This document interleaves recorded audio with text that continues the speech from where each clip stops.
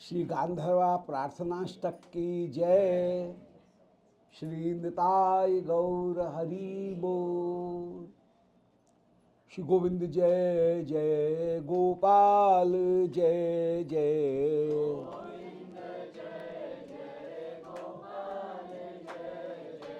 राधा रमण हरि गोविंद जय जय।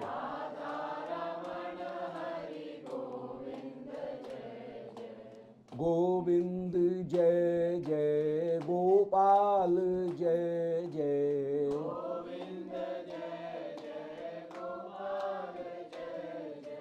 राधा रमण हरि गोविंद जय जय।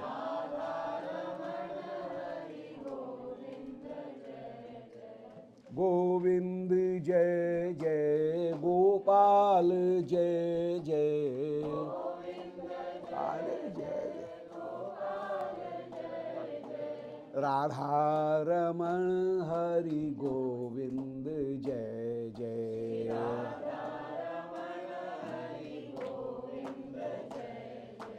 गोविंद जय जय गोपाल जय जय।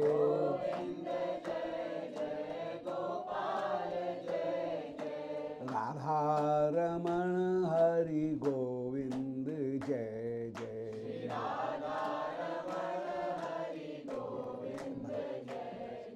बोलो वृंदावन बिहारी लाल की जय। ओम नमो भगवते पुराण पुरुषोत्तमाय। ओम जयति पराशर सूनु सत्यवती हृदय नंदनो व्यासो यस्यास्य कमलगल्तम वाग्मयमृतम जगत्पेवती। विश्वसर्ग विसर्गादि नवलक्षण लक्षतम श्रीकृष्णाक्षम परम धाम जगद्धाम नमामि तत्। हृदयस्य प्रेरणया प्रवर्तितो हम बराकरूपोऽपि तस्य हरेः पदकमलं वन्दे श्रीचैतन्यदेवस्य।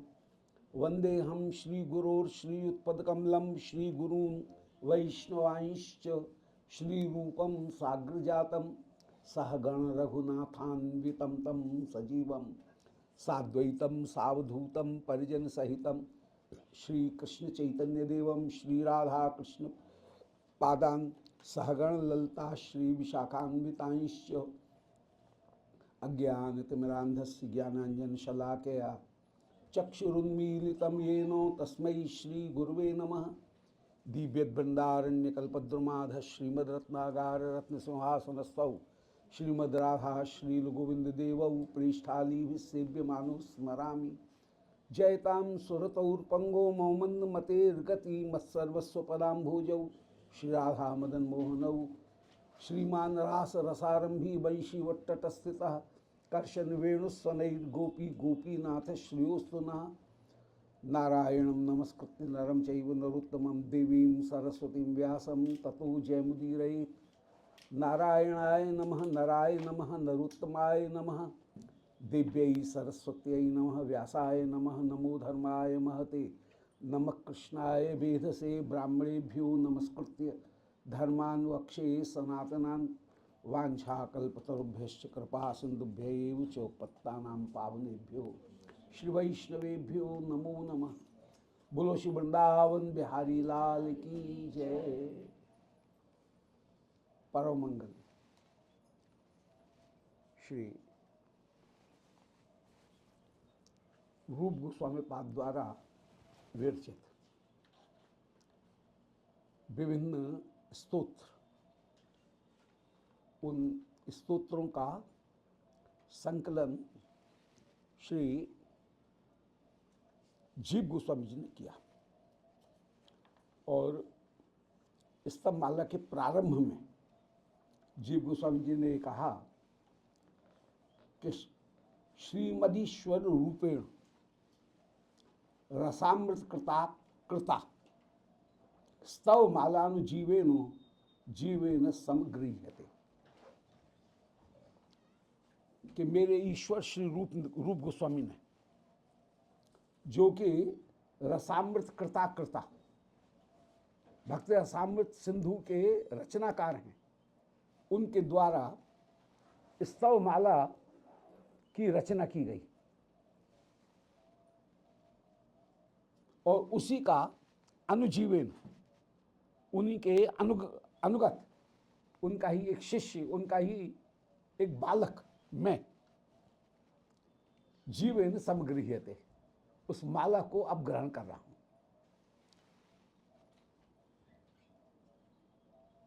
श्री बलदेव विद्याभूषण ने इसके ऊपर भाष्य लिखा और बलदेव विद्याभूषण श्री रूप गोस्वामी जी की वंदना में कह रहे हैं कि देवाचार्यम यम विदुषत् कवित्वे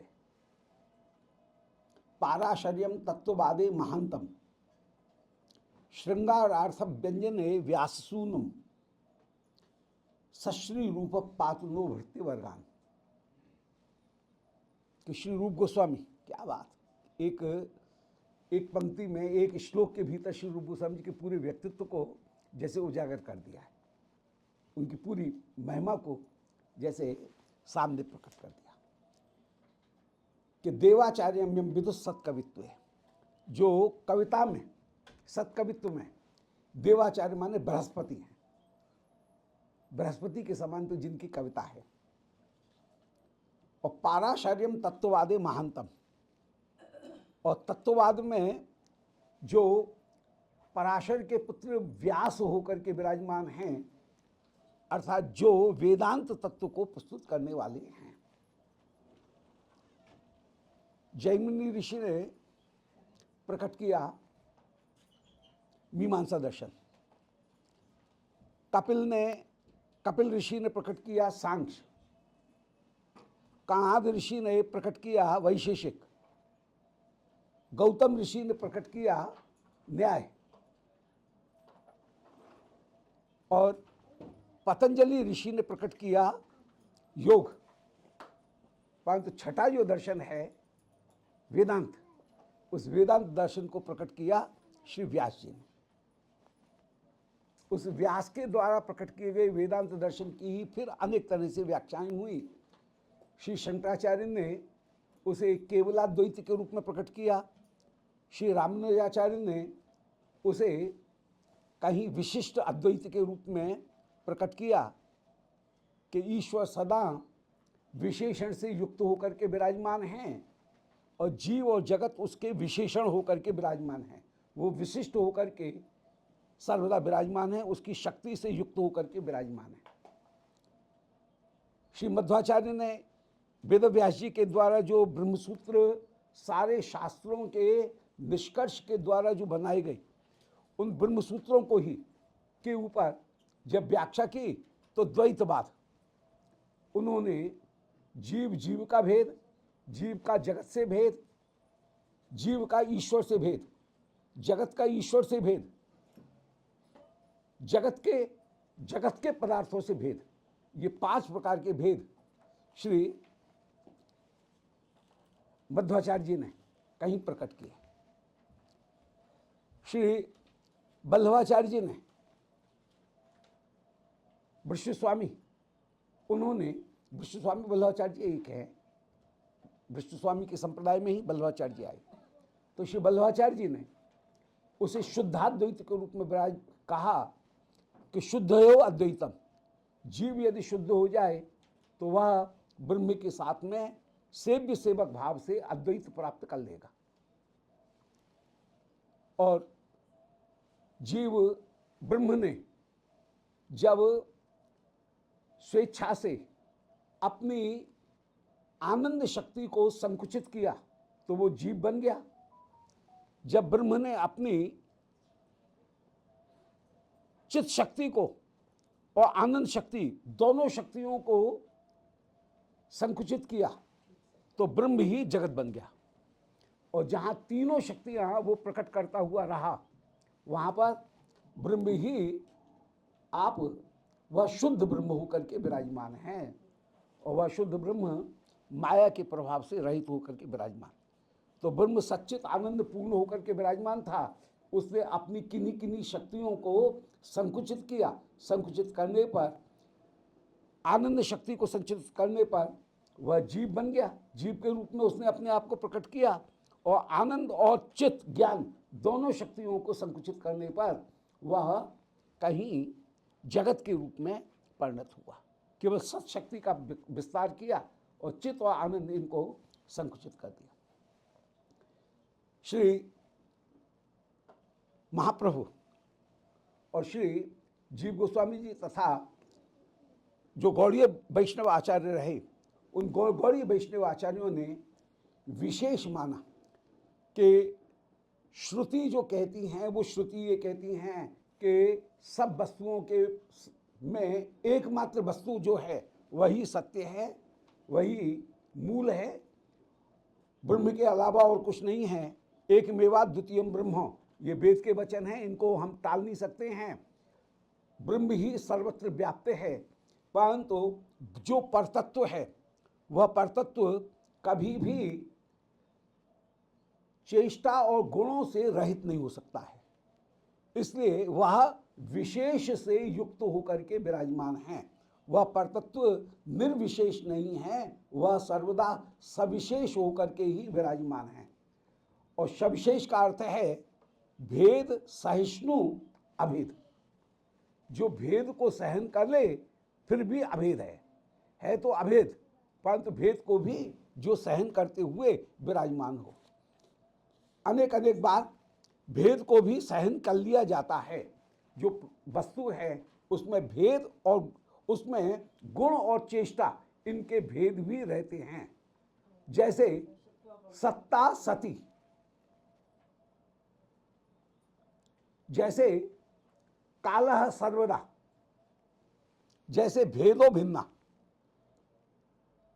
ये तीन उदाहरण देते हैं कि एक वस्तु के भीतर दूसरी वस्तु भेद की भी कहीं ना कहीं विराजमान है। सत्ता है तो सत्ता ये कोई वस्तु हो गई, किसी वस्तु का अस्तित्व, और होना उसकी क्रिया हो गई। तो जो परम वस्तु है, परतत्व वस्तु है, एब्सोल्यूट रियलिटी जो है, अंतिम सत्य है, उस सत्य में भी कहीं ना कहीं क्रिया छिपी हुई है। सत्ता सती के द्वारा इसी को विशेष कहेंगे कि जो निर्विशेष वस्तु है, किसी वस्तु की सत्ता है और उस सत्ता में भी होने का जो गुण है वह विद्यमान है। तो निर्विशेष होने पर भी वस्तु में जो निर्गुण जैसी वस्तु है उसमें भी कहीं सती माने वो है, सत्ता की स्थिति है, तो होना ये क्रिया हो गई। तो ब्रह्म में भी इसी तरह से अस्तित्व के साथ में तो सत्ता और होना ये दोनों अभेद हैं, परंतु अभेद होते हुए भी इसमें भेद है। तो भेद सहिष्णु अभेद, अभेद होते हुए भी भेद को सहन कर लेना, इसी का नाम विशेष है। तो परतत्व विशेष से युक्त है। बहुत बढ़िया दृष्टांत दिया, सत्ता सती। सत्ता है तो है ये उसकी क्रिया हो गई, और सत्ता एक एब्स्ट्रैक्ट वस्तु हो गई। तो एब्स्ट्रैक्ट होते हुए भी उसमें क्रिया रह सकती है। तो ये नहीं कहा जा सकता है कि जो परतत्व है, एब्सोल्यूट रियलिटी है, उसमें कहीं गुण और क्रियाएं नहीं रह सकती। गुण और क्रियाएं एब्सोल्यूट वस्तु में भी रह सकती हैं। जैसे सत्ता सती, भेदो भिन्ना, भेद ये कोई एब्स्ट्रैक्ट वस्तु है, माने कोई सामने दिखने वाली, भेद क्या है अब भेद को कह नहीं सकते हैं, दिखा नहीं सकते ये भेद है इदमित रूप में, परंतु वह भी दूसरी वस्तु से भिन्न है। ये जो डिबिया है ये इस रुमाल से भिन्न है, तो भेदो भिन्ना, तो यहां विशेषण आ गया। तो भेद जो है वह एब्स्ट्रैक्ट है, परंतु उसमें भिन्न रूपी जो विशेषण है, एडजेक्टिव है, वो भी आ गया। इसी तरह से कहते हैं कि कोई कितनी भी एब्सोल्यूट और एब्स्ट्रैक्ट वस्तु हो, कोई भी कितनी भी अंतिम और अदृश्य वस्तु हो, भावरूप वस्तु हो, उस भावरूप में भी कहीं क्रिया रह सकती है। जैसे सत्ता सती में क्रिया है, भेदो भिन्ना में कहीं विशेषण है। एडजेक्टिव भी है। अतः वो परतत्व क्रिया और विशेषण इनसे अलग नहीं है। तो वैष्णव आचार्यों ने, श्री बलदेव विद्याभूषण ने, जो विशेष है भेद सहिष्णु अभेद, उस अभेद को मानते हुए कहीं ईश्वर को शक्ति शक्तिमान से युक्त करके माना। और शक्ति ईश्वर से अलग नहीं रह सकती है, लेकर के ईश्वर का आश्रय लेकर के ही रहेगी, परंतु वह अलग दिखती भी है। जो वस्तु अलग दिखे भी और अलग न भी हो, उसको हम विशेष कहेंगे। जैसे नीलम कमलम, अब जब नील रंग को अलग निकाल कर दिखाओ कमल से, नीला कमल, तो इसमें नीले रंग को कमल से अलग करके नहीं दिखाया जा सकता है। तो श्री वेदव्यास जी ने जो वेदांत निरूपण किया, वेदांत का तात्पर्य है कि अभिन्न निमित्तोपादान रूप में सब वस्तु दिख रही हैं, ब्रह्म ही सबका अभिन्न निमित्तोपादान है। ये वेदांत का एक सार है। वेदांत किसको कहेंगे? जहां पर निमित्त और उपादान दोनों अभिन्न होकर के विराजमान है। अन्य जो बहुत सारे सिद्धांत हैं उनमें ईश्वर या तो निमित्त कारण है या ईश्वर उपादान कारण है, परंतु वो निमित्त कारण भी हो उपादान कारण भी हो। कुम्हार, चाक और मिट्टी तीनों एक हों, इसका नाम है वेदांत। कुम्हार अलग है और मिट्टी अलग है, उसको हम वेदांत नहीं कहेंगे। वैदिक हो सकता है परंतु वेदांत नहीं है। सांख्य तत्व, सांख्य शास्त्र वैदिक तो है परंतु वेदांत नहीं है, क्योंकि जगत की रचना करने वाली प्रकृति अपने आप ही, निरीश्वरवादी जो सांख्य है वो तो ये कह रहे हैं कि दो गुण मिले और दो गुण मिल करके और उनसे प्रकृति होती हुई चली जा रही है।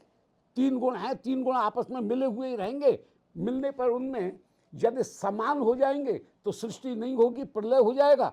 और यदि सत्वगुण बढ़ गया, रजोगुण बढ़ गया, तमोगुण बढ़ गया तो उससे विभिन्न सृष्टि हो जाएंगी, विषमता आने पर सृष्टि हो जाएगी। तो वहां प्रकृति ही कहीं कारण होकर के विराजमान हुई, परंतु कहीं ना कहीं प्रकृति को भी संभालने वाला पुरुष है।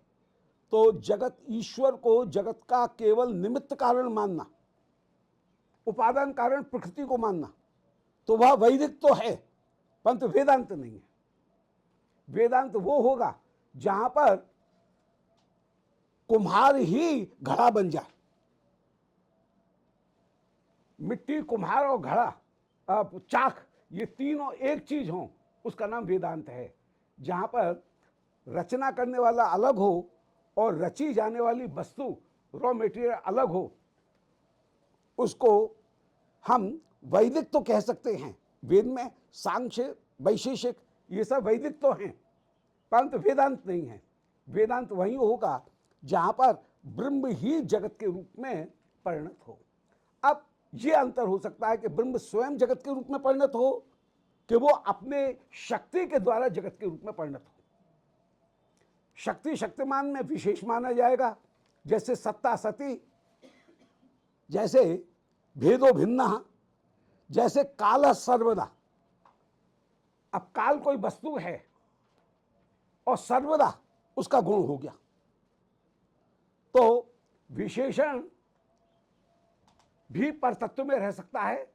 काल में सर्वदा रहने का गुण विद्यमान है, सत्ता में रहने की क्रिया विद्यमान है, और भेद में भिन्न होने का विशेषण विद्यमान है। इस प्रकार कहीं वो जो परतत्व है, वो परतत्व भी, अंतिम जो तत्व है वह तत्व भी कहीं न कहीं विशेषण इत्यादि से युक्त होकर के विराजमान। वेदव्यास जी ने इसी वेदांत को प्रस्तुत किया, और इस वेदांत को प्रस्तुत करने के कारण, इस ब्रह्मवाद को प्रस्तुत करने के कारण, इसके ही व्याख्यान रूप में फिर शंकराचार्य ने अलग तरह से बात कही कि एक ही पदार्थ है। बोले फिर भेद दिख क्यों रहा है? बोले भेद जो दिख रहा है वो भ्रम के कारण है। उन्होंने भ्रम को कारण मान लिया, माया को कारण मान लिया, किसी ने कहा ईश्वर की शक्ति है, उस शक्ति के कारण जगत की रचना हुई। तटस्था शक्ति से जीव बना, बहिरंगा शक्ति से माया जगत बना। तो परंतु न माया ईश्वर से अलग है, न जीव ईश्वर से अलग है, जीव की शक्ति होकर के विराजमान। तो वेदांत जो है वो वेदांत को सबने माना।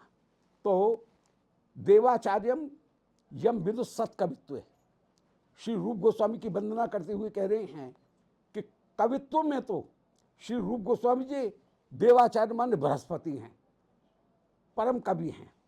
और पाराशर्यम तत्ववादे महानता, जो तत्ववाद में दार्शनिक सिद्धांतों को निरूपण करने में रूप गोस्वामी आप पाराशर्य, पराशर ऋषि के पुत्र अर्थात वेदव्यास होकर के विराजमान है। जयत पराशर सूनु सत्यवती हृदय नंदनो व्यासः, पराशर ऋषि के पुत्र हैं और सर श्री सत्यवती जी जिनकी माता होकर के विराजमान है। और उन वेदव्यास जी की शक्ति हैं, प्रिया हैं, वे हैं श्री बीटका जी, और बीटका जी के पुत्र होकर के श्री सुखदेव जी विराजमान हैं। बोलो सुखदेव भगवान की जय। तो जयत पराशर सुनो सत्यवती हृदय नंदनो व्यास, उनके मुकबल से पराशर पिता का नाम ले लिया, पाराशरी कह करके। तो पराशर सूनु कह करके पराशर के पुत्र कहने का मतलब वो लीला में पराशर के पुत्र होकर के विराजमान।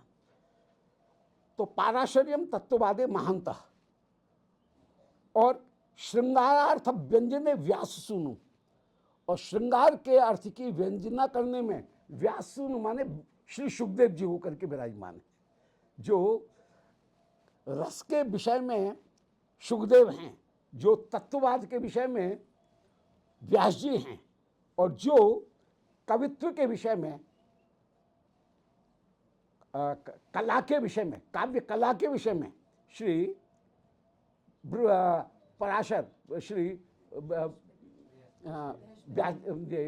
देवाचार्य श्री शुक्राचार्य बृहस्पति जी, हाँ, दैत्यों के गुरु शुक्राचार्य और देवताओं के बृहस्पति।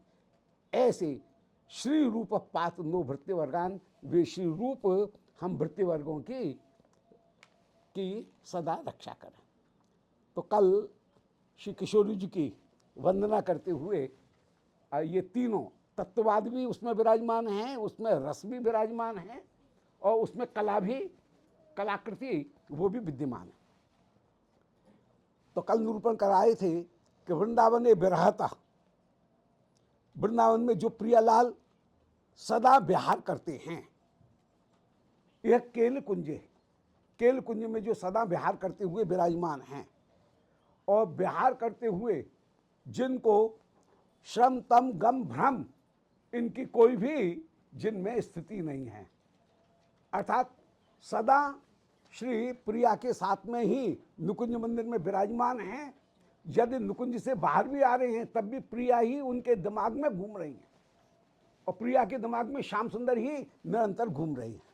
तो श्रम नहीं है, माने मानसिक प्रिया के साथ में मिलन सर्वदा सर्वदा विराजमान है।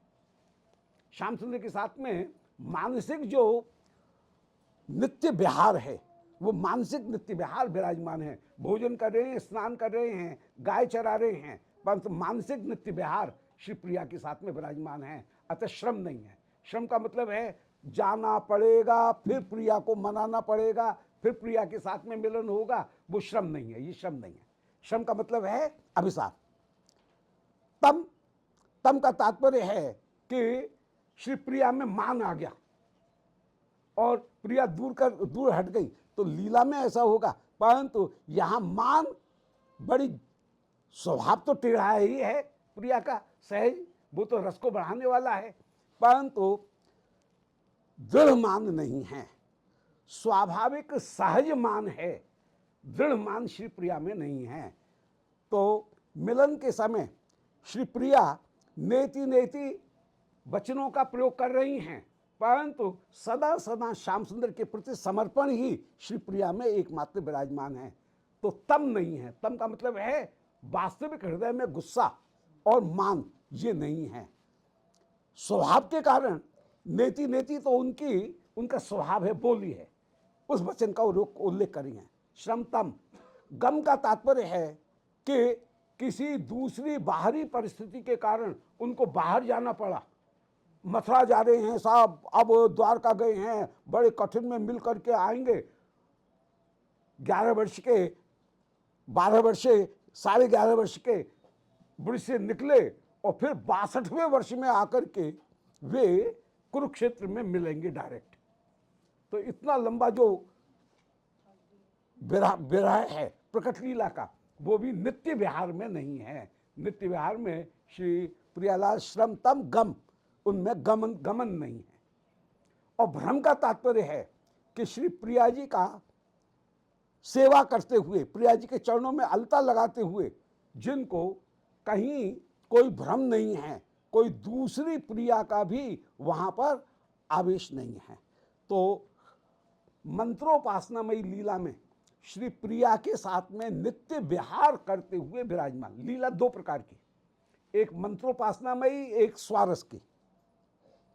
मंत्रोपासनामयी लीला में निरंतर एक ही कुंज में श्री प्रियालाल सर्वदा शैया जी के ऊपर एक दूसरे की परस्पर सेवा करते हुए, निस्वार्थ है ही नहीं, केवल सेवा ही वहां पर विराजमान है, सेवा करते हुए वहां पर विराजमान हैं।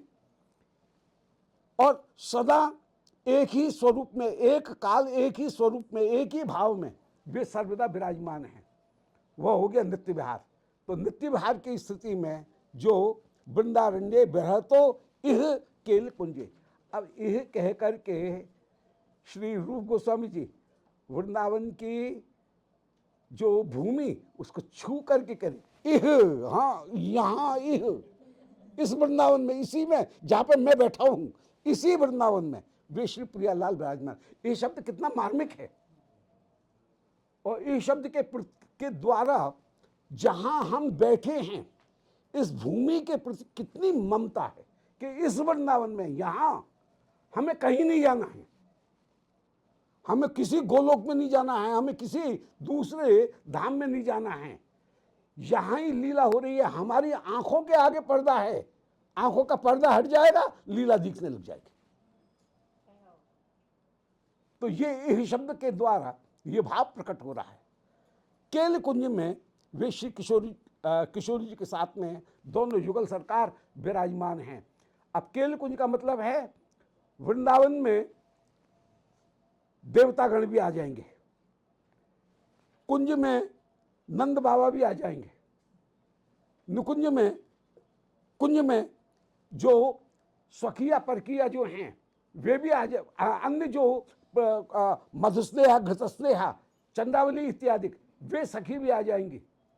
परंतु जहाँ केल कुंज है वहाँ केल कुंज में निवृत्त नुकुंज मंदिर में केवल श्री प्रिया जी ही विराजमान हैं। तो वृंदावन के बाद में कुंज, फिर नुकुंज, फिर निवृत्त निकुंज, ये जो भेद हैं। वृंदावन में सभी रसों का प्रवेश, कुंज में केवल श्रृंगार रस का प्रवेश, परंतु श्रृंगार रस का प्रवेश होते हुए भी प्रतिपक्ष भी आ जाएगा। नुकुंज में केवल श्री प्रिया जी की अष्ट सखीगण और उनकी सखियां वे ही प्रवेश करेंगी, स्वपक्षी विराजमान रहेगा। और निवृत्त नुकुंज में केवल श्री प्रिया और उनकी मंजरीगण विलास के समय कहीं विराजमान रहेंगी। तो यह केल कुंज में जो विराजमान हैं, मत्वद्वीप प्रवर कौतुक विभ्रमेणो, मतवाले हाथी को जैसे जल केली करते समय किसी दूसरी वस्तु का ध्यान नहीं, पूरी एकाग्रता वहां अब उसकी जल केली में ही उसे विराजमान है। वह मन से इतना निश्चिंत है कि मुझे कोई कहीं किसी प्रकार की बाधा नहीं हो सकती है। उसे ये चिंता नहीं है गजेंद्र को कि इस जल के भीतर कोई मगर भी हो सकता है। अरे होगा, हो जाएगा, एक मरोड़ा दूंगा, कहीं कुचल करके रख दूंगा। इसलिए तो ये जो हाथी की जो निश्चिंतता है और अपने ऊपर ओवर कॉन्फिडेंस, इतना, ये यहां पर श्री लीला में भी श्री प्रियालाल में दिख रहा है। कि उनको किसी दूसरी वस्तु की चिंता नहीं है। जैसे गजेंद्र को किसी इस बात की चिंता नहीं होती है कि यहाँ कहीं गड्ढा हो सकता है, यहाँ कहीं फंस सकता हूँ, यहाँ पर कोई गाह भी आ सकता है, पकड़ सकता है, आए आ जाए, एक जरा सा मरोड़ा दूंगा, मार डालूंगा। तो ये जैसी चिंता निश्चिंतता विराजमान है, ऐसे ही केवल श्री प्रिया के सेवा करने की प्रवृत्ति ही श्री श्याम सुंदर में विराजमान है। अतः दृष्टांत बड़ा सुंदर है। यहाँ पर मत्तद्वीप, मतवाला जो हाथी है, उस मतवाले हाथी का जो दृष्टांत दिया, और वो कौतुक विभ्रम के साथ में अनेक अनेक प्रकार से लीला विलास। और हाथी की जल केली तो बड़ी प्रसिद्ध है, वास्तव में बड़ी सुंदर होती है हाथी की जल केली। तो हाथी की जल केली वह बड़ी मधुर होकर के विराजमान है। तो कौतुक विभ्रमेणो, कौतुक पूर्वक कहीं वह आनंद पूर्वक क्रिया करते हुए विराजमान हैं। ऐसे संदर्शी युवयो चरणारविंदम, आप अपने चरणारविंद को हमको दिखाएं, बदनारविंद को हमको दिखाएं। युवयो माने प्रियालाल, इन दोनों के मुख कमल को हमको दिखाएं। और हे देवी मेरे ऊपर कृपा करें। देवी शब्द की व्याख्या कल की जा चुकी थी। देवी कृष्णमयी पुरुषता राधिका पर देवता। और कृपा और प्रसिद्ध, कृपा का तात्पर्य है कि आप हमको जो सान्मुख्य है वो प्रदान करें। और प्रसिद्ध का तात्पर्य हमारे अपने बस की बात नहीं है, आपकी कृपा के द्वारा ही ये वस्तु प्राप्त होगी। आगे कह रहे हैं, हा देवी काक भर गदगदयाथ वाचा याचे निपत्य भुवि दंडवद उद्भतार्थी ही अस्य प्रसाद मबुधस्य जनस्य कृत्वा गांधर्व के निज गणे गणनाम विधे। हे गांधर्व के, वेद में जिनको, उपनिषद में जिनको गांधर्वी कहा गया, गायन में परम प्रवीण होकर के विराजमान है, गंधर्व विद्या में परम प्रवीण होकर के जो विद्यमान है।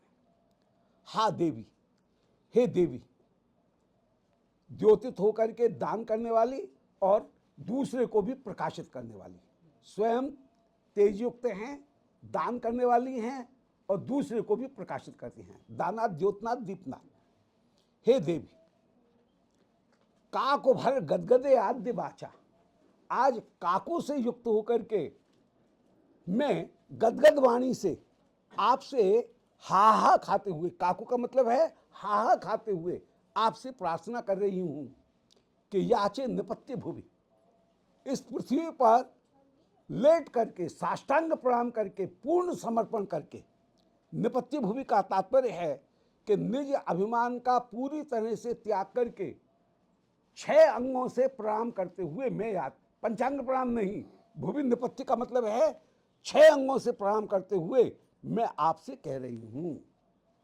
प्रार्थना कर रही हूं। चरण भी पृथ्वी पर पड़े हुए हैं, जहां वक्षस्थल भी पृथ्वी के ऊपर पड़ा हुआ है, जहां वाणी भी, मस्तक भी पृथ्वी को छू रहा है, जहां वाणी भी कृष्ण का स्मरण कर रही है और जहां मन भी कृष्ण का स्मरण कर रहे हैं। इस प्रकार 6 जो अंग हैं, हाथ, चरण, वक्षस्थल, हाथ, मस्तक, वाणी और मन, इन 6 अंगों के द्वारा साष्टांग प्रणाम, 6 अंगों सहित जो प्रणाम किया जा रहा है वो प्रणाम करते हुए मैं आपसे कह रही हूं। जहां वक्षस्थल का स्पर्श नहीं है वहां पंचांग प्रणाम है, जहां वक्षस्थल का भी पृथ्वी पर स्पर्श है वहां साष्टांग प्रणाम है। तो याचे निपत्य भूमि, पृथ्वी के ऊपर पूरी तरह से पड़ करके, दंडवत, दंडवत पड़ करके, डंडे की तरह से, जैसे डंडा पूरा का पूरा गिरेगा ऐसे दंडवत गिर करके, उद्भट आरती, जब आरती उत्पन्न हो गई और मैंने अपने सारे घोड़े खोल डाले, परंतु मेरे बस का नहीं है आपकी कृपा प्राप्त करना। आपकी कृपा के द्वारा ही मुझे आपका सान्मुख्य प्राप्त हो सकता है। जब वैमुख से दूर हटने का प्रयास जितनी देर किया जाएगा उसका नाम है साधन भक्ति, और जब सन्मुखता आ गई उसका नाम ही है भाव भक्ति और प्रेम भक्ति। प्रेम भक्ति दर्पण है उल्टा, अब जहां घुमाया जा रहा है जितनी देर उतनी देर तो वैमुख है, और जब घूम करके सामने आ गया दर्पण उसका नाम ही है सान्मुख, उसी का नाम है कृपा। तो कृपा के लिए प्रयास किया जा रहा है, वो हो गया साधन भक्ति, और जब सान्मुख हो गया तो कृपा सीधी सीधी प्राप्त हो रही है। बिंब प्रतिबिंब में दर्पण में अपने आप रिफ्लेक्शन आ रहा है, तो वो ही कृपा है। तो उद्भटार्थी, मेरे हृदय में आरती अत्यंत अत्यंत व्याकुलता अत्यंत अत्यंत उठ रही है, उद्भट रूप में। उत माने हटा दिया है, भट माने किसी विपक्षी को, उसका नाम है उद्भट। उद्दंड, उत माने उठा लिया है, डंडा जिसने उसका नाम उद्दंड। ऐसी उद्भट माने शत्रु को जो हटा दे। तो उद्भट आरती, जिसकी आरती व्याकुलता उद्भट होकर के विराजमान हो रही है, ऐसी उद्भट आरती माने जिस आरती के आगे और कोई दूसरी चीज विवेक इत्यादि कभी टिक ही नहीं सकता है, ऐसे व्याकुलता से युक्त होकर के मैं आपसे प्रार्थना कर रही हूं। उद्भट आरती। जब तक साधक के हृदय में अपने कर्तृत्व का अभिमान रहेगा तब तक ठाकुर मुस्कुराते दिखते रहेंगे। जब यशोदा घबरा गई कि हाय सारा प्रयत्न कर लिया, कन्हैया बध नहीं रहे हैं, 2 अंगुल कैसे छोटी हो गई, डोरी छोटी हो रही है, जरूर कन्हैया के ऊपर कोई अलाय बिलाय होगी, कैसे ये अला बला हटे, एक बार बध जाए तो मन को संतोष हो जाए कि हाँ कोई ऊपरी बाधा नहीं है, अलाय बलाय नहीं है कन्हैया के, कन्हैया बध गया। और हाय अब इस आपत्ति को कैसे हटाऊं, मैंने अपना सारा प्रयास करके देख लिया परंतु कन्हैया नहीं बध रहा है, बड़ी से बड़ी डोरी में गांठ लगाने पर भी ये बधने में नहीं आया, हाय अब क्या करूं। और जब यशोदा अपने सारे अस्त्रों को फेंक दे, अपने सारे प्रयास को फेंक दे, सोई श्री कृष्ण तभी तुरंत प्रेम के बंधन में बंध जाते। द्रौपदी जब तक अपने वस्त्र की ऐंचा तानी करती रही, श्री कृष्ण हाथ पे हाथ रखे, हाथ बांधे हुए मुस्कुराते रहे, द्रौपदी की रक्षा नहीं की। जैसे ही द्रौपदी ने दोनों हाथ ऊंचे किए, हे गोविंद पाहिमाम पाहिमाम, अब मेरे बस की बात नहीं है, सोई वस्त्र बंद करके प्रकट हो गई और द्रौपदी की रक्षा कर दी। तो उद्भटार्थी, ये उद्भटार्थी का बड़ा सुंदर दृष्टांत है, यशोदा भी और द्रौपदी भी। वस्त्रहरण के समय द्रौपदी की आरती जब तक सुरक्षित रही, व्याकुलता सुरक्षित रही कि मैं अपने हाथ से अपनी रक्षा कर सकती हूं, तब तक कृष्ण केवल देखते रहे। परंतु जब द्रौपदी ने दोनों हाथ ऊंचे किए, उस समय श्री कृष्ण ने उनकी अपनी रक्षा कर ली, अपने आप रक्षा कर ली। ऐसे ही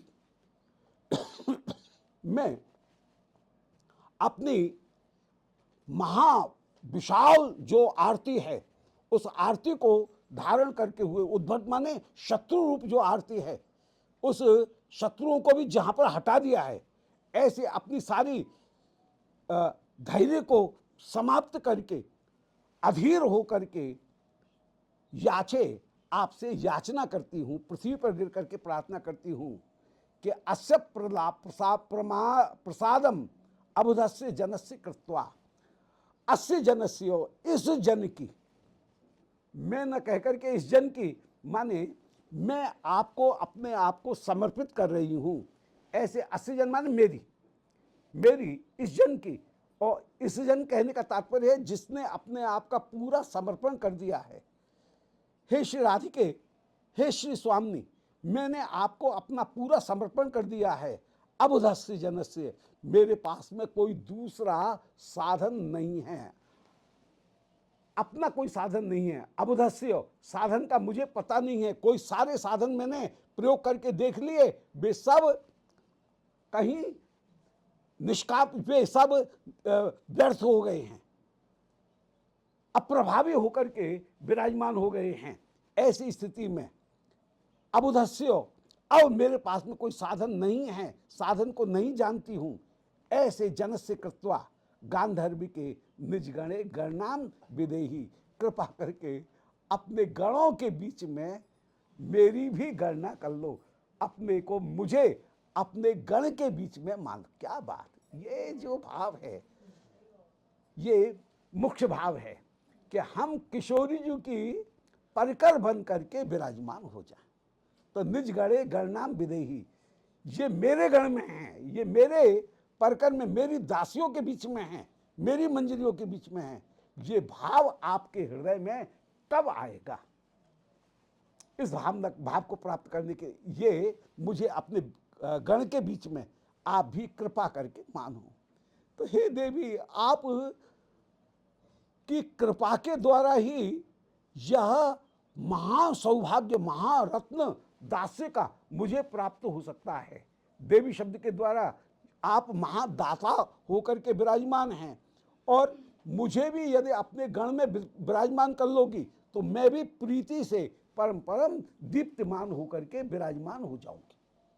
मैं भी चमकीली बन करके, जैसे तुम चमकीली हो ऐसे मैं भी चमकीली बन करके विराजमान हो जाऊंगी। और इसके लिए काक भर, हाँ मुझे अपना लो, अपना लो। और जब कोई काक पूर्वक प्रार्थना करता है तो दयालु के हृदय में दीनहीन के प्रति जल्दी कृपा आती है। कोई ऐठ रख करके प्रार्थना करे, अभिमान रखे, तो अभिमानी के ऊपर दयालु जो धनवान व्यक्ति है, कृपावान व्यक्ति है, वो कृपा नहीं करता है। और दीनहीन के ऊपर, लंगड़े लूले कोढ़ी के ऊपर जल्दी से कृपा की प्राप्ति हो जाती है। तो काको भार, मेरे पास में और कोई दूसरा साधन नहीं है, साधन नहीं है। गदगद वाणी से मैं चरणों में गिर करके प्रार्थना कर रही हूं। पहले काकू काकू कहते कुएं भी गला भराया, गदगद हो गए। फिर गदगद होकर के वाणी नहीं निकल रही है, आधा कह पा रही हूं, आधा नहीं कह पा रही हूं।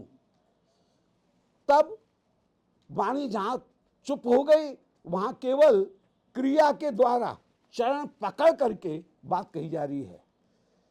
पहले हा खाई, फिर हा खाते खाते वाणी गदगद हो गई, वाणी अवरुद्ध हो गई। और जब थ्रॉट चॉकिंग हो गई, गला रुक गया, तब याचे निपत्य, तब केवल चेष्टा के माध्यम से आपसे प्रार्थना की जा रही है। और दंडवत और तड़पते हुए आर्त होकर के प्रार्थना कर रही हूं कि ये व्यक्ति अबुध है, कोई साधन नहीं जानता है। कृपा करके हे गांधर्व के अपने चरण गण के बीच में मुझे भी गिन लो, और मुझे गिनोगी तो बस मुझे सेवा प्राप्त हो, यह प्रार्थना कर रही हूं। व्याकुलता की अत्यंत अत्यंत क्रमशः पराकाष्ठा। पहले वाणी से बात कही गई, फिर गला अवरुद्ध हो गया, तब चेष्टा के बाद के द्वारा प्राप्त की गई, फिर चेष्टा भी छोड़ दी गई। अबुधस्य, कोई भी चेष्टा नहीं है, और उस समय प्रार्थना की जा रही है। और मूल जो वस्तु है वो निज गणे गणना विधेयी, प्रिया जी के परकर में हमारी गणना हो जाए, ये मुख्य वस्तु है।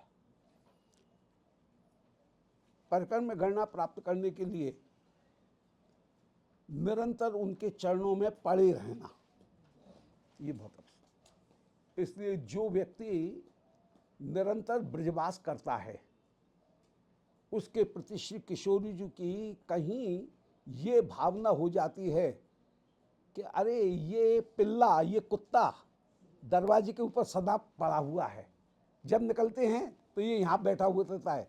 अब कभी वो नहीं दिखे तो मालिक को ध्यान आता है, अरे आज पिल्ला नहीं दिख रहा है, आज वो कुत्ता नहीं दिख रहा है। ऐसे श्री किशोरी जी के चरणों में, उनके द्वार के ऊपर, उनके उच्छिष्ट को खाने वाले, प्रसाद को खाने वाले, उच्छिष्ट को खाने वाले कुत्ते की तरह से यदि हम पड़े रहें उनके चरणों में और वहीं रहें, कहीं दूसरी के नहीं जाएं, तो किशोरी जी की जरूर कृपा हमारे ऊपर हो जाएगी और ये वे मानने लगेंगी कि ये मेरे आश्रित है, फिर उसका ध्यान भी रखेंगे। तो ये रस की एक रीति है। तो अपने परकर के बीच में मेरी गणना करें। श्यामे रामा रमण सुंदर ता वरिष्ठ सौंदर्य मोहित समस्त जगत जनस्य श्याम से वाम भुजबद्ध तनुम कदा हम त्वाम इंदिरा विरल रूप भराम भजामी। हे श्री राधिके, त्वाम, कब मैं आपका भजन करूंगी, कब आपका, भज सेवायाम धातु है। भज का मतलब किसी तरह से सेवा करना, सेवा माने चेष्टा, कृष्ण को सुख मिले ऐसी चेष्टा करना। अब वो चेष्टा भी हो सकती है, विचार भी हो सकता है। इसलिए मन से विचार करना यह भी भजन है, क्योंकि मानसिक चेष्टा की जा रही है, उसमें स्मरण रूप चेष्टा की जा रही है। और कहीं कर्मेंद्रिय के द्वारा या ज्ञानेंद्रिय के द्वारा भगवत प्रसादी वस्तुओं को ग्रहण किया जा रहा है। कर्मेंद्रियों के द्वारा मंदिर में सोहनी दी जा रही है, चरण के द्वारा, चरण कर्मेंद्रिय हैं, कर्मेंद्रिय के द्वारा श्री वृंदावन की परिक्रमा दी जा रही है।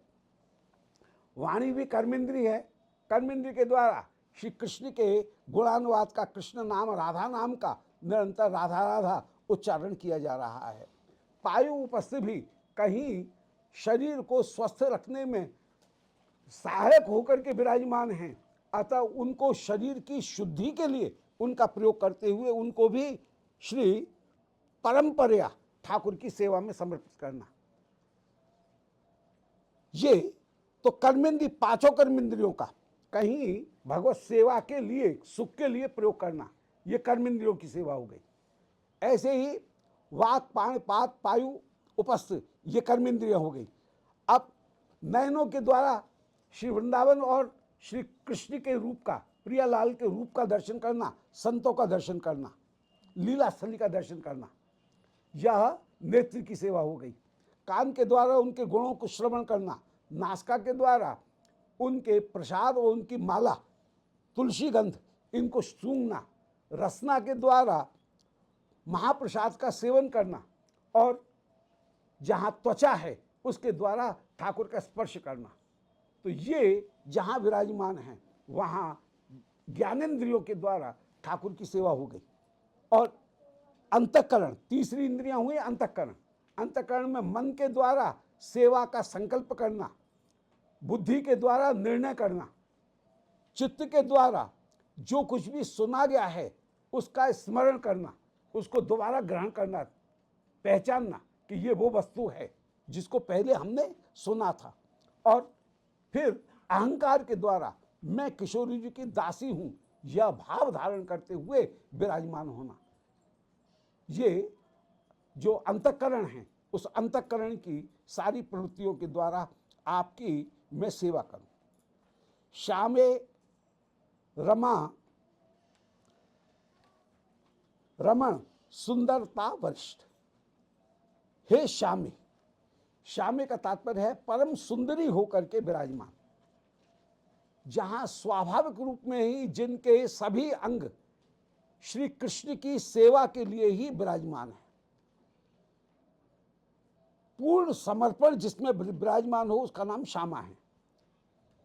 वरवर्णिनी या श्यामा की रसशास्त्र में कहीं परिभाषा दी गई कि शीते सुखोष्ण सर्वांगी ग्रीष्मे च सुख शीतला भरते भक्ता च या नारी विज्ञेया वरवर्णिनी।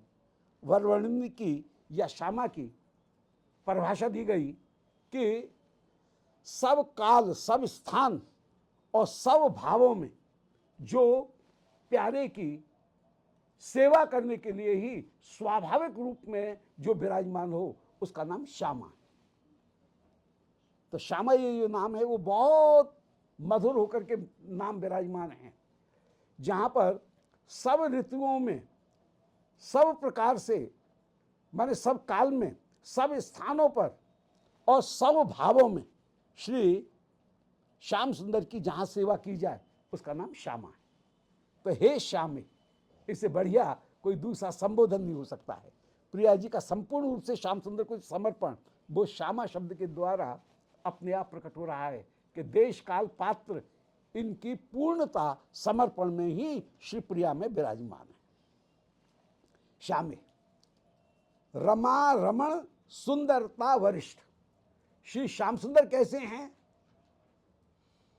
रमा कहने से ही परम सुंदरी हो गई लक्ष्मी, रमा माने लक्ष्मी, और रमा नाम उनका इसीलिए है कि वे परम रमणीय हैं।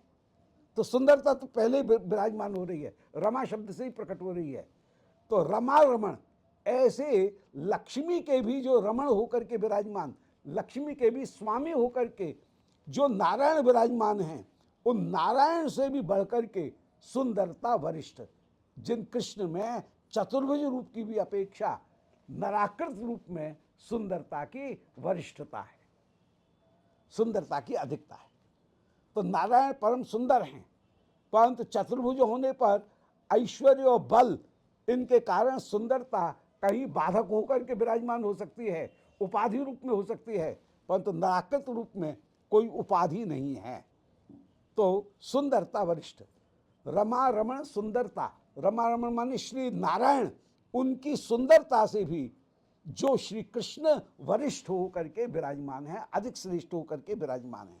हे श्री किशोरी, जो आप श्यामा हो, अर्थात सब काल, सब देश और संपूर्ण भाव, इन तीनों के द्वारा श्याम सुंदर की सेवा करने वाली हो, वर वर्णनी होकर के विराजमान, सीते सुखोष्ठ सर्वांगी, ग्रीष्म सुखशीलता, सब काल में श्याम सुंदर को सुख देने वाली होकर के विराजमान हो।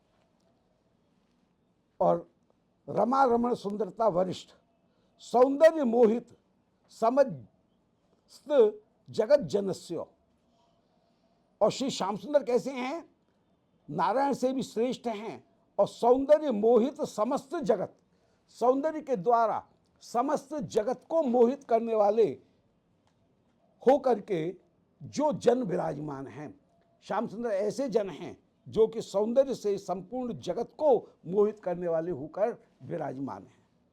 तो सौंदर्य मोहित समस्त जगत जनस्य, संसार के जितने भी जन हैं उनको मोहित करने वाले होकर के विराजमान हैं। ऐसे श्यामस्य, ऐसे वो ही श्याम, जो श्यामा के गुण है वही श्याम के गुण हैं। सब देश, सब काल, सब भाव, उनके द्वारा श्री प्रिया को सुख देने वाले जो श्याम होकर के विराजमान हैं, उनकी वाम भुजबद्ध तनुम, उनने अपनी वाम भुजा से जिनके गलवैया दे रखी है, श्री श्याम सुंदर की वाम भुजा श्री प्रिया जी के बाएं कंधे के ऊपर विराजमान है और श्री प्रिया जी की दक्षिण भुजा श्याम सुंदर के दाहिने कंधे के ऊपर विराजमान है। तो दोनों को गलवैया दे करके विराजमान है। श्याम सुंदर उनकी बाम भुजा प्रिया के बाएं कंधे के ऊपर और श्री प्रिया की दाहिनी भुजा श्याम सुंदर के दाहिने कंधे के ऊपर विराजमान है। और ऐसे श्याम से बाम भुज बद्ध तनु, श्याम सुंदर के बाएं भुजा के द्वारा जिनके श्री अंग को बांधा हुआ है। होरी लीला में कभी श्याम सुंदर के रूप का दर्शन करके प्रिया अपने हाथ में पिचकारी लेकर के खड़ी हुई हैं, ठेठ में गुलाल बधी हुई है। श्री प्रिया पिचकारी को छोड़ करके गुलाल को टटोलती हुई अपनी फेंट में और गुलाल की मूठ लेकर के हाथ में खड़ी हुई हैं और पास में खड़ी हुई विशाखा से कह रही हैं, अरे सखी देख तो सही, श्याम सुंदर ये पिचकारी लेकर के कितने सुंदर लग रहे हैं, कैसी सुंदर शोभा हो रही है। तो प्रिया का ध्यान तो लगा हुआ है श्याम सुंदर के वर्णन करने में और विशाखा से बात करने में लगी हुई हैं। और इतने में ही उन चंचल शिरोमणि ने अपनी पिचकारी चला दी। जैसे पिचकारी आई प्रिया के अंग के ऊपर, प्रिया ने अपना बात छोड़ करके अपना बायां हाथ जो आगे किया, पिचकारी की एक धार हाथ के ऊपर पड़ी और हाथ के ऊपर पड़ करके कस्तूरी की जो छींट हैं वो श्री प्रिया के कपोल के ऊपर कुछ छींटे पड़े अपूर्व शोभा हो रही है। और उस समय प्रिया कह रही है, नहीं नहीं नहीं, अभी तो हम बात करने में लगे हुए थे, युद्ध करने में। युद्ध की एक धर्म युद्ध की रीति है कि उसमें शत्रु को सावधान करके फिर उसके ऊपर प्रहार किया जाता है। हम असावधान थे, उस समय प्रहार किया, ये धर्म युद्ध नहीं है, अधर्म युद्ध है। विशाखा जी बोली, हाँ वास्तव में अधर्म युद्ध है, ये युद्ध के नियम के विरुद्ध है। सारी सखी बोली, श्याम सुंदर ने फाउल खेला है, अब इनको दंड मिलना चाहिए।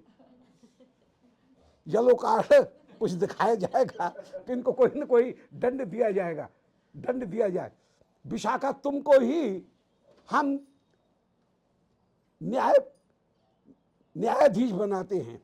श्याम सुंदर ने जो गलत खेला है, युद्ध के नियमों का उल्लंघन किया है, तुम जो दंड दोगी वो निर्णय मान्य है। उस समय श्री विशाखा जी बहुत सुंदर निर्णय देती है। ऐसा सुंदर निर्णय कहीं जजमेंट हो नहीं सकता है। वे कहती है, श्याम सुंदर ने गलत किया है, इनका दंड यही है कि प्रिया श्याम सुंदर के आंखों में काजल लगा दे। और उस समय श्री चित्रा जी कजरोटा लेकर के आते हैं, और कजरोटा से, कजरोटा, रंगरोटा, अतरोटा, ये सब लेकर के सखी खड़ी हुई हैं। कोई रंग के कटोरा लेकर के खड़ी हुई हैं, रंगरोटा लेकर के, कोई अतरोटा, अतर जो हैं उनके पात्र को लेकर के खड़ी हुई हैं।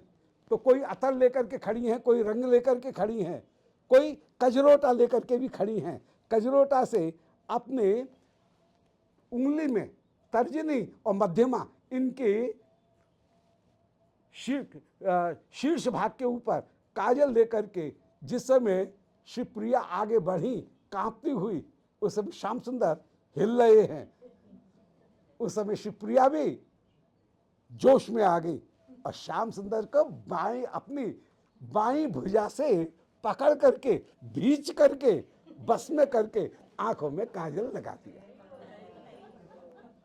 तो यहां पर उसी शोभा का वर्णन कर रहे हैं कि श्याम से बाम भुज बद्ध तनु।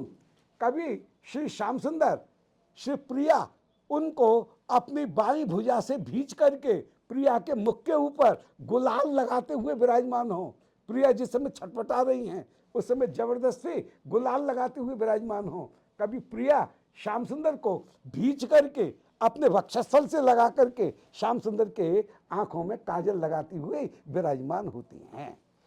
तो श्याम से बद्ध भुज तनुम, बद्ध तनुम, अपनी बाम भुजा से श्याम सुंदर को अपनी भुजा में बांध करके, कदा हम, आप जब विराजमान हैं ऐसे, कदा हम त्वाम इंदीवर अविरल इंदिरा अविरल रूप भरम।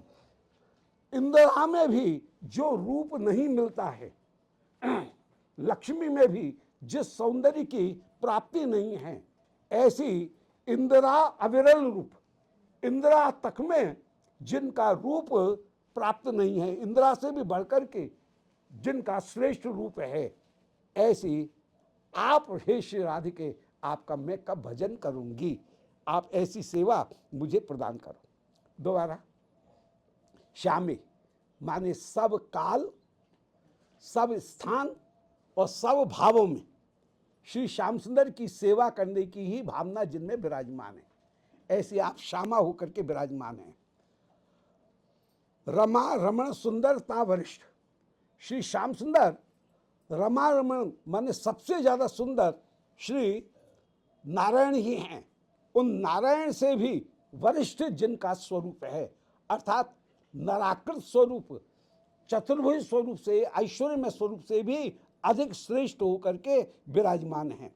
ऐसे रमण सुंदरता से भी रमा रमण श्री नारायण उनसे भी अधिक सुंदरता से युक्त होकर के जिनका स्वरूप है। सौंदर्य मोहित समस्त जगत जनस्यो, जिन्होंने अपने सौंदर्य के द्वारा जगत के जनों को मोहित कर लिया है। और तो और क्या, स्वयं भी अपने रूप को देख करके मोहित हो रहे हैं कि अपरकलित पूर्वक कश्चमत्कारकारी स्फुरत मम गरियान एस माधुर्य पूरा अय महमपि हंत प्रेक्ष्यम लुब्ध चेता सर्वस मुपोक्तुम कामे राधिके वो, कि मैं भी श्री राधिका की तरह से इस रूप का आस्वादन करने के लिए विमोहित हो रहा हूं। तो सौंदर्य मोहित समस्त जगत जनस्यो, संसार के जितने भी जन हैं उनको मोहित करने वाले, संसार के जनों को मोहित करने वाले नहीं, बल्कि स्वयं भी अपना रूप देख करके स्वयं मोहित हो जाने वाले जो विराजमान हैं। और जो श्याम सुंदर कैसे हैं?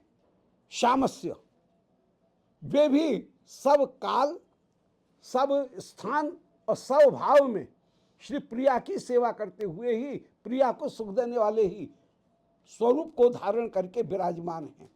उन श्याम सुंदर की वाम भुजबद्ध तनुम, वाम भुजा जिनके बाएं कंधे के ऊपर विराजमान हैं, गलवहियां दे करके जो श्री श्याम सुंदर और प्रिया दोनों विराजमान हैं, ऐसे श्याम सुंदर की और आपकी त्वाम इंदिरा विरल रूप भरम, ये श्याम सुंदर का वर्णन हुआ।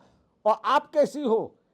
इंदिरा अविरल रूप भरम, इंदिरा विरल रूप भरम, इंदिरा में भी जिनका रूप की छाया प्राप्त नहीं है, जिनके रूप की समानता प्राप्त नहीं है, इंदिरा भी विरल माने तरस रही हैं उस रूप को प्राप्त करने के लिए, ऐसी आपका कब में सेवन करते हुए विराजमान होंगी। प्रियालाल इन दोनों का कब में दर्शन करते हुए विराजमान होंगे। ये दर्शन की उत्कंठा की माने, हा देवी साधक अवस्था में श्री प्रियालाल इनकी क्या स्वरूप है इसका दर्शन किया, ध्यान कर रहे हैं कि मेरा ध्येय पदार्थ वो है, उसका ध्यान कर रहे हैं। फिर प्रार्थना करते हुए कह रहे हैं कि पृथ्वी पर झुककर के प्रार्थना कर रहा हूं कि मुझे अपनी परकर में स्थापित करो। ये बाह्य दशा है, अभी बाह्य दशा है। फिर अंतरदशा में आते हुए फिर दर्शन कर रहे हैं कि अंतरदशा में, बाह्य दशा से अंतरदशा में आकर के कह रहे हैं कि कब उस रूप का मैं दर्शन करूंगी जबकि श्याम सुंदर ने आपको गलवैया में बांध रखा है और आपने भी श्री श्याम सुंदर को गलवैया में बांध रखा है। और आपका जो स्वरूप है इंदिरा विरल, इंदिरा में भी वो स्वरूप प्राप्त नहीं है, ऐसे रूप से युक्त आपका कब मैं भजन करूंगी, आपका मैं भजन करने के लिए प्रस्तुत हो रही हूँ। भविष्य के अर्थ में यहाँ लट लकार का वर्तमान का प्रयोग है, भविष्य के अर्थ में वर्तमान काल का ये प्रयोग हो रहा है कि कब मैं आपका भजन करूंगी। भजिष्यामी न कहकर के भजामी, जहां भाव की तीव्रता है वहां पर भविष्य के लिए वर्तमान का प्रयोग होता है। ये रस की रीति है। तो कब जा रहे हो? बोले बस चला गया या चला जा रहा हूं। कब जाओगे? बोले जा रहा हूं। तो जहां सुनिश्चितता है, अभी गया नहीं है, जाने की तैयारी कर रहा है, अभी 10 मिनट 15 मिनट आधे घंटे बाद जाएगा। बोले कब जाओगे? बोले जा रहा हूं। परंतु भविष्य के लिए वर्तमान का जैसे प्रयोग होता है, ऐसे सुनिश्चितता जहां पहले से निश्चित है वहां पर वर्तमान काल का ये प्रयोग हो रहा है। बजामी, हे श्री राधिके कब मैं आपकी सेवा करते हुए विराजमान होंगी। त्वाम प्रच्छदेन मुद्रा छबिना पिधायो। अब एकदम अंतरदशा में पहुंच गए। पहले 2 श्लोकों में बाह्य दशा थी, साधक की स्थिति में है। फिर तीसरे श्लोक में वर्णन कर रहे हैं अर्धबाह्य दशा में, साधक अवस्था भी है और मन में कल्पना कर रहे हैं कि ऐसी सेवा कर रहे हैं। और स्मरण भक्ति करते करते अब कहीं लीला के भीतर प्रवेश हो गया और लीला के भीतर प्रवेश होकर के कह रहे हैं कि त्वाम प्रच्छदेन मुद्र छबिना पिधायो मंजीर मुक्त चरणाम च विधाय देवी कुंजे व्रजेन्द्र तनेन विराजमाने नक्तम कदा पुण्यताभि पुनरुत्ताम अभिसारेष्ये, कब वो अवसर होगा जबकि मैं आपका श्याम सुंदर के पास में अभिसार कराऊंगी। श्याम सुंदर के पास में मैं आपका अभिसार कब कराऊंगी।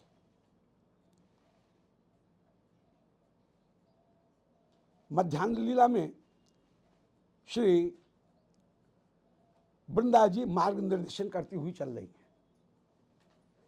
पीछे पीछे धनिष्ठा जी भी, वृंदा के पीछे धनिष्ठा हैं, वे भी मार्ग निर्देश करती हुई चल रही हैं। आगे रंगदेवी सुदेवी जी चल रही हैं। श्री प्रिया जी के पास में श्री विशाखा बाईं ओर और श्री ललिता दाहिनी ओर विराजमान है। चित्रा और इंदुलेखा ये श्री प्रिया जी के कुछ पीछे हैं, अष्ट सखियों से परिवेष्टित होकर के। पीछे श्री रूप मंजरी जी मध्यान्ह लीला में पूजा का थाल लेकर के, सूर्य पूजा का थाल लेकर के चल रही है।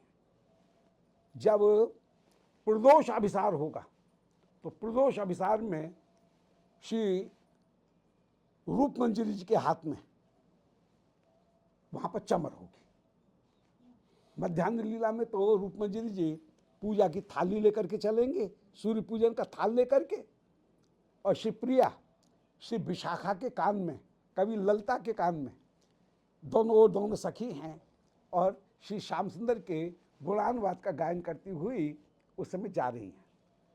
तो पूरे जैसे प्रोसेशन निकल रहा है, ऐसे ये अभिसार भी इनका कोई कम नहीं है। अभिसार भी पूरी सखियां सब चल रही हैं। आगे श्री रूप मंजरी जी के पीछे परात्पर गुरुमंजरी, परात्पर गुरुमंजरी के पीछे परम गुरुमंजरी, उनके पीछे श्री गुरुमंजरी, उनके पीछे नवदासी। ये भी एक दूसरे के ऊपर पंखा करती हुई उस समय पधारे। तो पूरी जो मध्यान्ह अभिसार की लीला का श्री गोविंद लीलामृत में जैसे ध्यान किया गया, उस ध्यान को करते हुए कह रही हैं श्री रूप गोस्वामी जी। उस समय रूप गोस्वामी रूप मंजरी का ध्यान करते हुए, अपने स्वरूप का ध्यान करते हुए उस समय कह रहे हैं, तो आम पृच्छदेन मुद्रत छबिना पिधायो। यदि अमावस्या की रात्रि है तो मुद्रत छबिना, मुद्र माने बादल, बादल के समान नील वस्त्र से, नील वस्त्र की ओढ़नी आपको ओढ़ा करके कि कहीं रूप कांति प्रकट नहीं हो जाए। कह रही है अरे सखी कितना भी ढांकूं परंतु ये रूप तो कहीं ना कहीं प्रकट हो ही जाएगा, छलक ही जाएगा। तो मुद्रित छबिना माने नील जो वस्त्र, उनके द्वारा श्री प्रिया जी ने भी नील साटिका धारण कर रखी है। पेड़ों के नीचे होकर के अंधेरे मार्ग से जा रही हैं, उजेर में नहीं जा रही हैं। तो हम प्रच्छदेन माने ओढ़नी जो है वो ओढ़नी को ओढ़ करके, और इस समय श्री प्रिया ने विशेष रूप से ओढ़नी ओढ़ रखी है। कभी वे रुमाल धारण करती हैं, कभी ओढ़नी धारण करती हैं, और कभी वे चादर धारण करती हैं। चादर पूरी है चरण तक, ओढ़नी जो है वह कमर तक, और रुमाल वो केवल कंधे कंधे तक। तो तीनों का वर्णन है। कभी शिवप्रिया जहां निश्चिंत हैं वहां पर बस रुमाल जो है उसको अपनी चोटी से ही बांध लेंगी, कंधे कंधे तक बिखर रहा है, बिखर रहा है, वो रुमाल है। जहां कमर कमर तक है वहां वो ओढ़नी है, उसको ओढ़नी को धारण करके। और कभी नीचे तक, घेटू तक, चरण तक जो लटकता हुआ चादर है, उस चादर को धारण करके आप पधारे। तो यहाँ पे ओढ़नी जो है वो परिच्छद जो है, वो परिच्छद कह करके ओढ़नी से थोड़ा सा लंबाई, वही समझो चादर। सो चादर से नीली चादर जो है उससे संपूर्ण अंग ढक जाए, कोई देखे नहीं कौन जा रहा है, चादर के भीतर दिखेगा नहीं कौन जा रहा है, ऐसे त्वाम प्रच्छदेन, केवल छद नहीं है, प्रच्छद कहकर के प्रकृष्ट रूप से लंबा जो छद है उसको धारण करके ओढ़नी से आपको ढक करके ले जा रही हूं। कोई पहचाने नहीं, देख भी ले जान कौन है, कोई जा रही है, पहचानने में नहीं आए। तो त्वाम प्रच्छदेन मुद्र छबिना पिधायो, मुदिर माने बादल के समान श्याम नीले जो ओढ़नी है, उन नीला जो चादर है उस चादर से तुमको ढांक करके, फरिया से, तो ब्रज में रुमाल, फरिया, ओढ़नी और चादर, चार चीजें।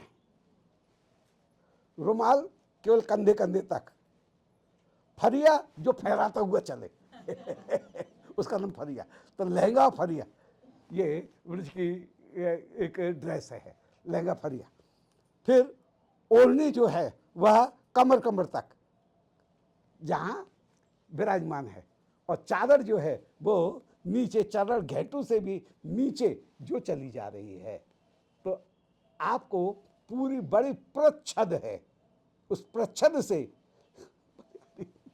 तो हम प्रच्छदेन, आपको प्रच्छद से मुद्र छविना, श्याम वर्ण का जो प्रच्छद है, नीले वर्ण का जो प्रच्छद है, ओढ़नी जो चादर चद्दर है, चादर, उस चादर से पिधायो ढाक करके कोई देख न ले, मंजीर मुक्त चरणाम, और आपके चरणों के बजते हुए नूपुर उनको खोल करके मैं अपने ओढ़नी में बांध करके रख लूंगी अपने पास में।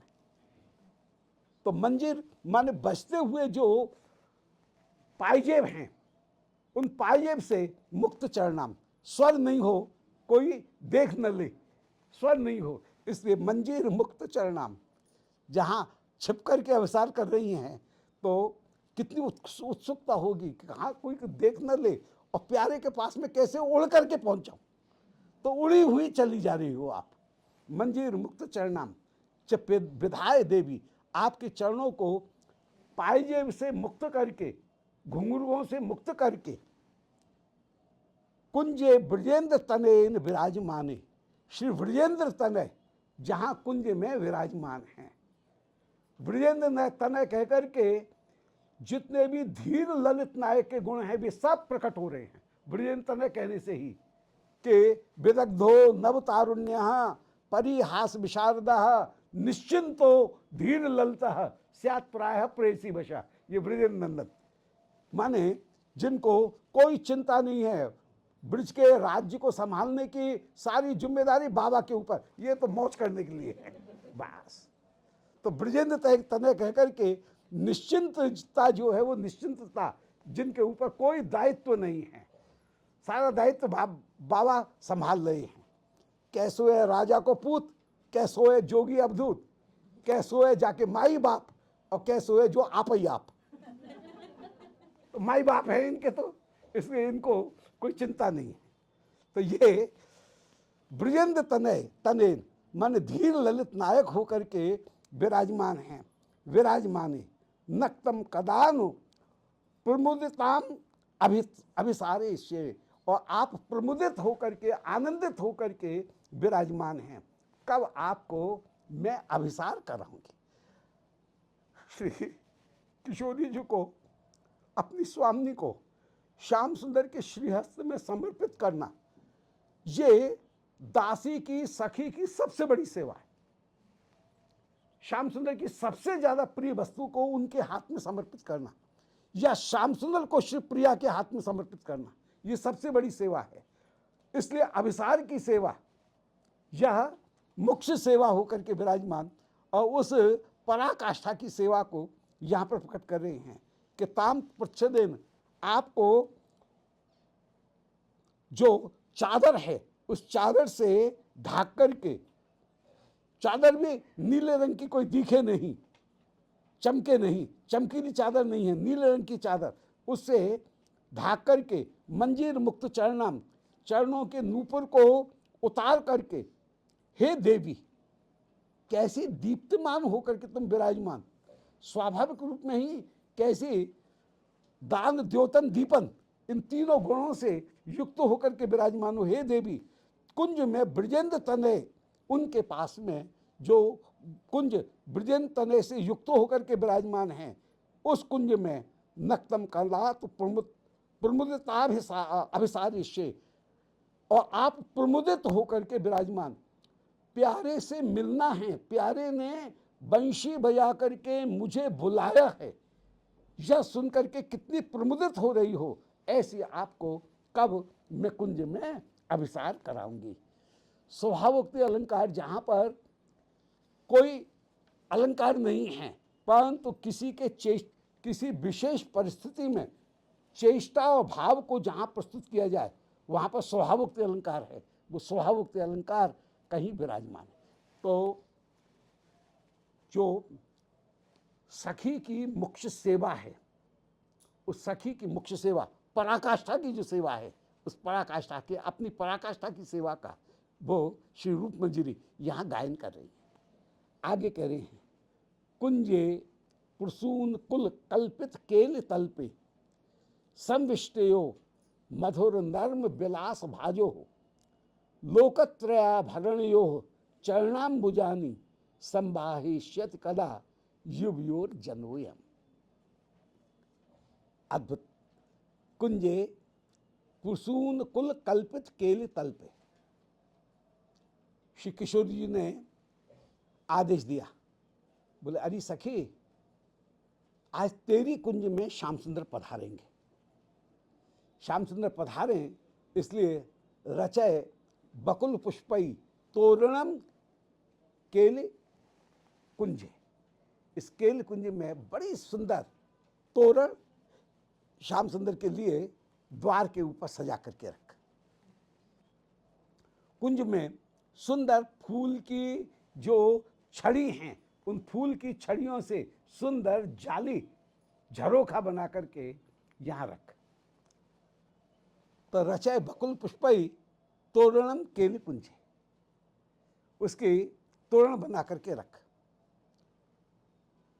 सखी उपनय शयनांते साधु माध्वीक पात्रम, शैया के पास में बड़ा सुंदर जो शरबत का गिलास है, शरबत का जो झारी है, उस झारी को संभाल करके रख।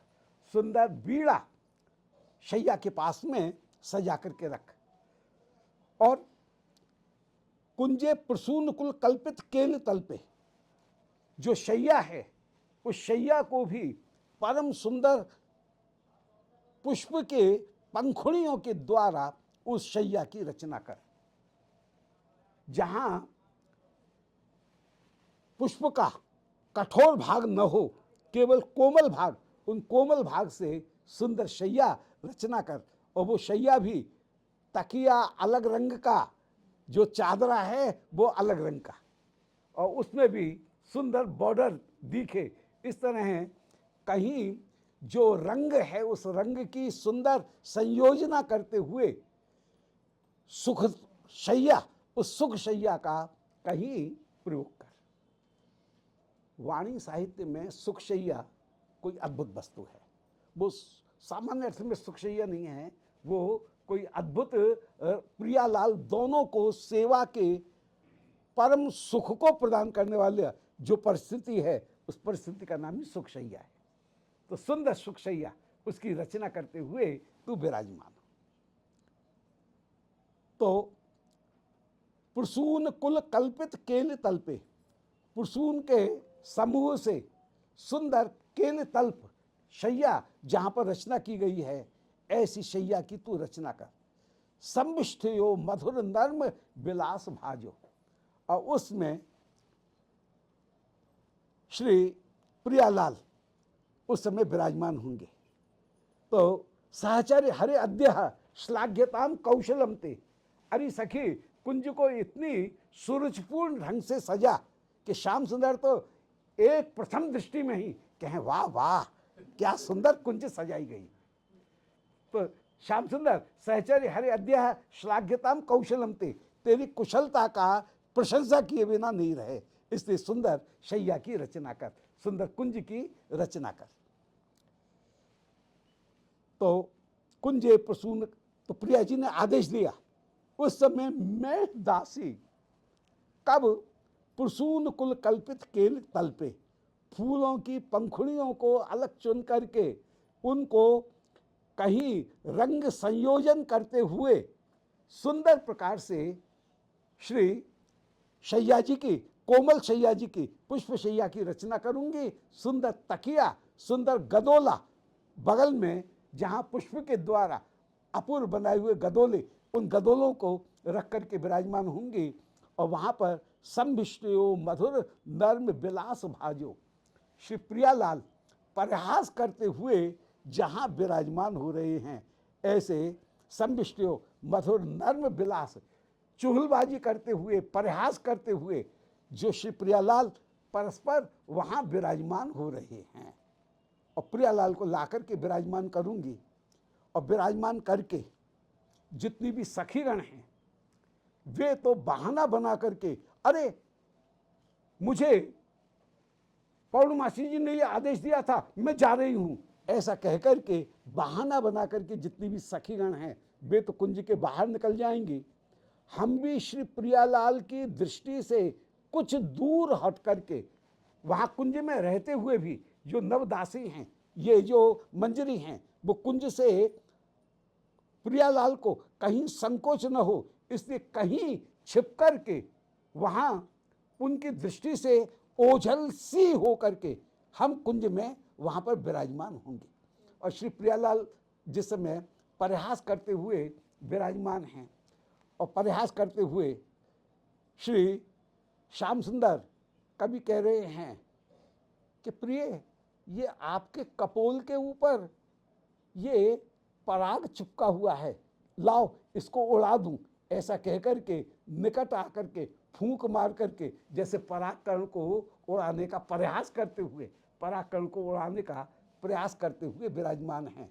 कभी बहाने से कि ये कैसा चंदन का बिंदु आपके कपोल के ऊपर विराजमान है, लाओ इसको पोंछ दूं, ऐसा कहकर के बहाने से श्री प्रियालाल परिहास करते हुए एक दूसरे के पास में आ रहे हैं और एक दूसरे से मिलन करते हुए विराजमान हैं।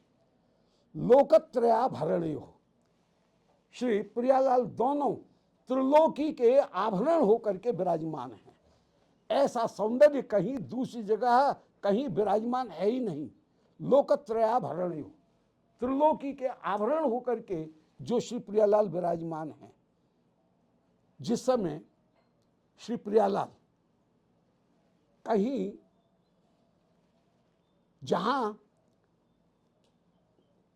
छीना झपटी होती हुई विराजमान हैं, वहां पर मुझे एक बार भ्रम होता है कि कहीं ये छीना झपटी कर रहे हैं, परंतु छीना झपटी करते करते जब यह प्रतीत होती है कि अरे यह तो इनकी क्रीड़ा है, उस समय मैं विराजमान होंगी, छिप करके उस लीला का दर्शन कर रही हूं।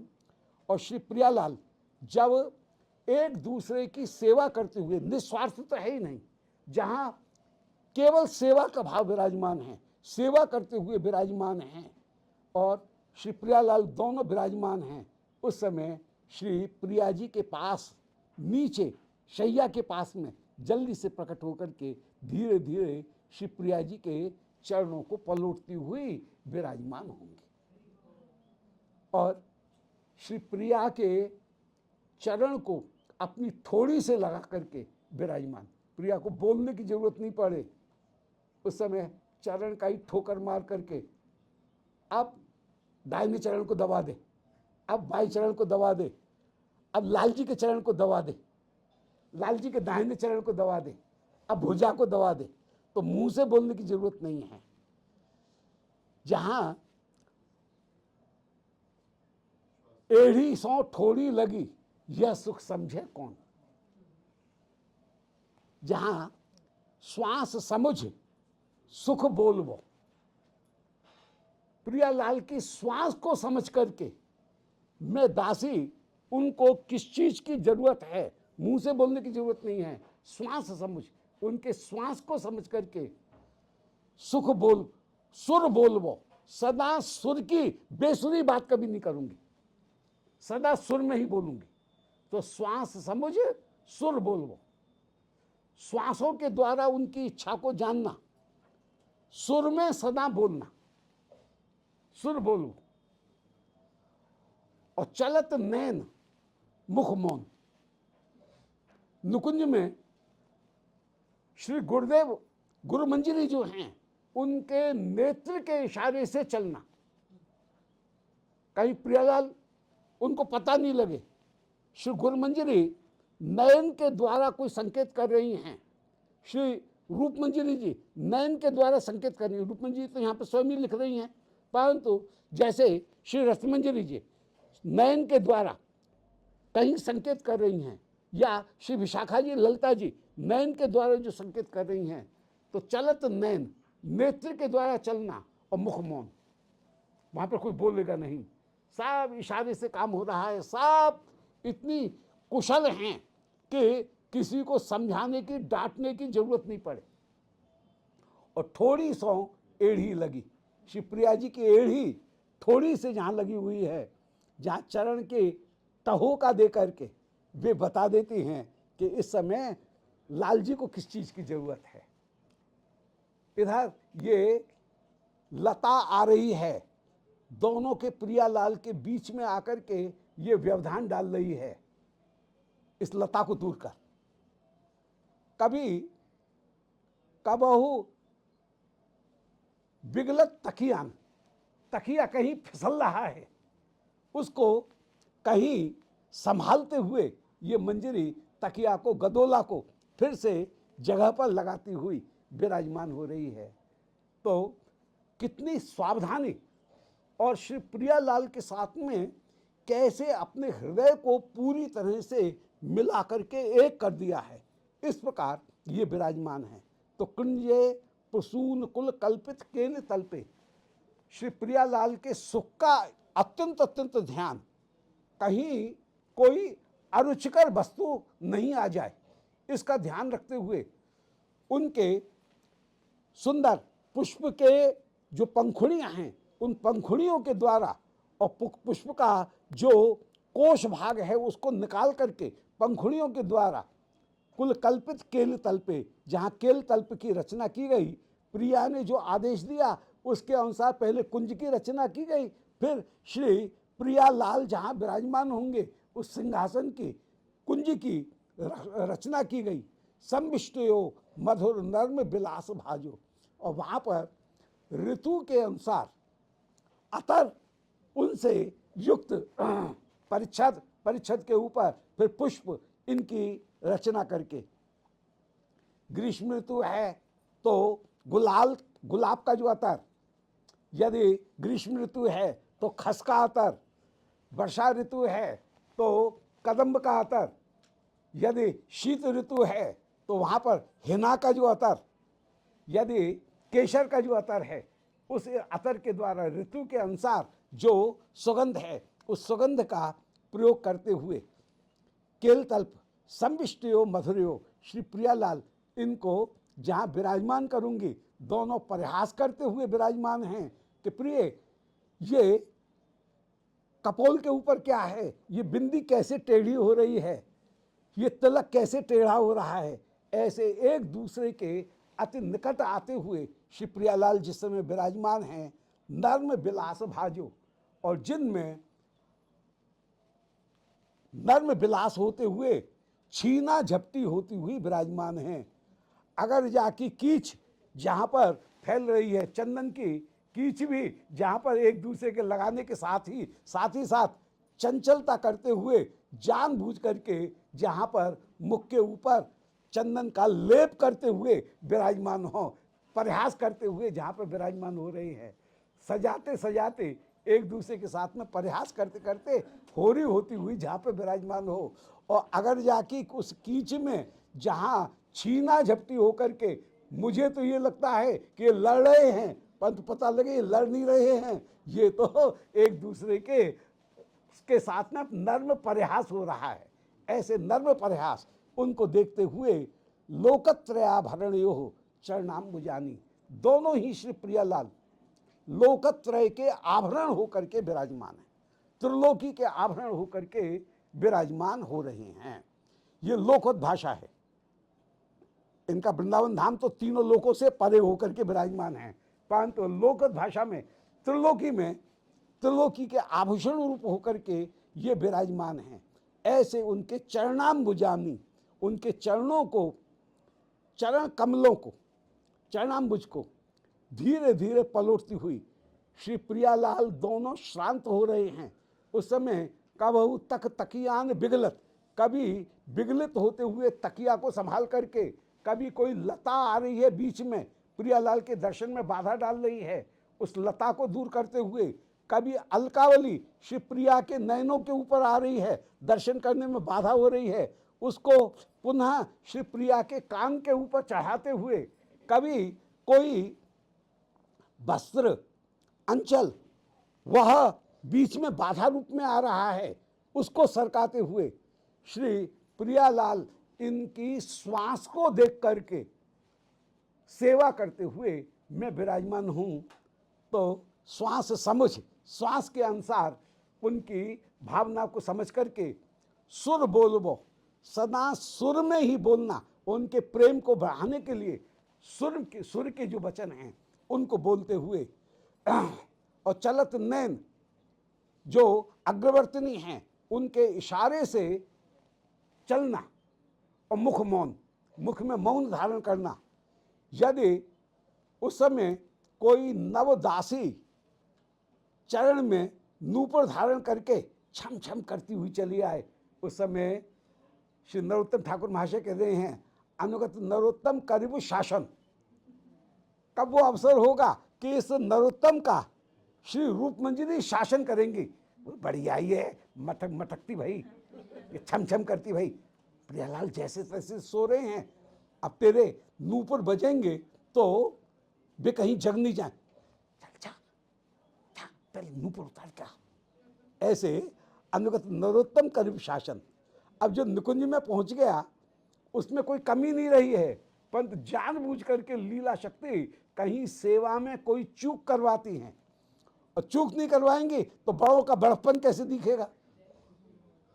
तो बड़े भी अपना बड़प्पन रखें, अपनी जरा सी गौरव रखें, इसलिए कहीं चूक जानबूझ करके हो जाती है, करा देती हैं। कभी भाव के कारण भी चूक हो सकती है, और कभी जानबूझ करके भी लीला शक्ति चूक करा देती हैं। और उस समय बड़े जब डांट लगाएंगे तो यहाँ प्रार्थना की जा रही है कब मुझे डांट मिलेगी, डांट खाने की प्रार्थना की जा रही है। यह पुरस्कार पाने की प्रार्थना नहीं है। पुरस्कार पाने से भी ज्यादा सुखद है यदि कोई वस्तु है तो वो है डांट मिलना। तो जिसको डांट मिले वो परम परम भाग्यशाली। तो अनुगत नरोत्तम करिब शासन, अनुगत इस नरोत्तम को श्री रूप मंजरी कब शासन करती हुई, डांटती हुई विराजमान होंगी। तो कोई मंजरी उस समय विराजमान है, श्री रूप मंजरी प्राप्त का प्रार्थना कर रही हैं कि कब वो अवसर होगा श्री विशाखा जी मुझे शासित करेंगे, श्री रसमंजरी जी मुझे शासित करती हुई विराजमान होंगी। तो मधुर नर्म विलास भाजो लोकत्रयाभरण चरणाम्बुजानी, और लोकत्रय के आभरण होकर के जो श्री श्यामचंद्र विराजमान हैं उनके चरणाम्बुज को संभाष्यति कदा युवयोर जनोयम। अयम जन, अयम जन कहने का मतलब है कितनी तुच्छ में अपनी दीनता वह प्रकट हो रही है। अयम जन मानी ये जन कब आपके चरणों को धीरे धीरे पलटूंगी। और चापत चुपरत सेज पे बिहारिन दास मुखमोन, थोड़ी सो एड़ी लगी यह सुख समझे कौन। कभी चापत, कभी चुपरत सेज पे, कभी प्रियालाल को रस में प्रवृत्त कराना, कभी रस से निवृत्त कराने पर फिर उनके चरणों को पलटना, और फिर पुनः चाप करके उन्हें परस्पर एक दूसरे की सेवा में प्रवृत्त कराना। तो श्रमित होने पर चापत, फिर चुपरत, करके पुनः रस में प्रवृत्त कराना। तो चापत चुपरत सेज पे श्रमित हो गए हैं तो श्रम को दूर करने के लिए चरणों को पलोटना और फिर चुपरत के द्वारा कहीं उन्हें पुनः रस में प्रवृत्त कराना। तो दूर भई सब शिथिलता, अब पुण्य खेलो आए। होली में यही होली खेल को बीच में रोकती हैं, बहुत देर हो गई, थक जाओगे, अब आराम करो, थोड़ा सा जलपान कर लो। तो प्रियालाल के होली के उस युद्ध को बीच में रुकवा दें। जब विश्राम कर लिया, उत्सव भोग आरोग लिया, उत्सव के बीच में जो भोग लाए उस भोग को उत्सव भोग आरोग लिया है, तब पुनः कहती हैं अब पुण्य खेलो आए। तो रस में प्रवृत्त कराना और निवृत्त कराना, ये दोनों सखियों का काम है। श्री हितलाल जी की जो धमार है, उस धमार में बड़ा सुंदर वर्णन कर रहे हैं कि दूर भई सब शिथिलता, अब पुण्य खेलो आए। थकने लग जाए तो कहने नहीं बंद करो, तबीयत खराब हो जाएगी, ज्यादा पानी में भीग गए, बीमार पड़ जाओगे, चलो बंद करो। लेकर के आए, उत्सव भोग दिया। जब युगल सरकार स्वस्थ हो जाए, कह रहे हैं चलो अब फिर दोबारा खेलो। तो रस में प्रवृत्त कराना, निवृत्त कराना, ये सब सखियों का काम है। तो प्रवृत्ति निवृत्ति, तो यहां पर यही कह रहे हैं कि मधुर विलास भाजो, मधुर विलास जो करने वाले हैं, संभाव ही क्षति। तो पहले नुकुंज मंदिर में लाकर के उनके चरणों को पलोट रही हैं, जब शिथिलता दूर हो गई फिर से रस में प्रवृत्त कराएं। तो चापत चुपरत, चापत में थकान को दूर करना, फिर चुपरत करके पुनः थकान, पुनः युगल को रस में प्रवृत्त करना। चापत चुपरत सेज पे बिहारिन दास मुख मौन, वहां पर कोई बोलेगी नहीं, सब इशारे से काम हो रहा है। और इतनी समझदार हैं कि तनिक से इशारे को, नयन के इशारे को ये समझती हैं। थोड़ी सो एड़ी लगी यह सुख समझे कौन। जहां श्री प्रिया भी बोल नहीं रही हैं, केवल चरण के ठोकर मार करके कहीं बताती हैं कि क्या लाल जी की इच्छा है। और लाल जी प्रिया, इनके तार ऐसे जुड़े हुए हैं कि प्रिया के हृदय में जो भाव है वो लाल जी जाने, तुरंत लाल जी को पता लग जाता है। और श्री लाल जी के हृदय में जो भाव है उसको तुरंत प्रिया समझ जाती है। और एक दूसरे को कैसे सुख अधिक दिया जाए, इसके लिए प्रयत्नशील हो रही हैं। तो संभाहिष्यति कदा युवयोर जन्मम, आप दोनों के चरण, इनको ये दासी कब दबाती हुई विराजमान होगी, ऐसे सेवा करते हुए विराजमान हो रही हैं। क्या सुंदर अंतरदशा में। और ये श्री गांधर्वा प्रार्थना, श्री गांधर्वा से यही प्रार्थना की जा रही है कि यथावस्थित देह से, बाह्य दशा से उबार करके, हे श्री किशोरी जो आपकी कृपा के द्वारा अर्धबाह्य दशा में और अर्धबाह्य दशा से कभी अंतर दशा में आपकी बपु सेवा करते हुए, एक शब्द का प्रयोग किया गया, बपु सेवा माने श्रीअंग की सेवा, उस श्रीअंग की सेवा करते हुए कव में विराजमान होंगी। तो ये अभिलाषा जो है, वो अभिलाषा आज सुन करके, रूप गोस्वामी जी की अभिलाषा सुन करके साधक के हृदय में भी लोभ उत्पन्न होगा। और लोभ उत्पन्न होगा तो लोभ उत्पन्न होकर के कृष्णम स्मरण जन्म चास्य प्रेष्ठम समीहितम तत्त कथा रसश्चासु कुर्याद वास ब्रजे सदा, ये सेवा साधक रूपेण सिद्ध रूपेण चात्र ही तद्भाव लिप्सना कार्य ब्रज लोकानुसारता। और फिर वहां पर स्वयं ऋणसा नहीं है, ऋणसा शुक्रवंद्यो विधि मार्गेण सेवते महर्षित्वम केवल नैव भावेनो महर्षित्वम ये आत्पुरे। इसलिए ब्रेंद्र सुबलादी नाम भाव मुद्रित चेष्टया, साधक भी साधक अवस्था में जब कार्य करेगा तो ब्रजेंद्र सुबल श्री रूप मंजरी इनके भाव चेष्टा, इनको अपने जीवन में धारण करते हुए विराजमान होगा।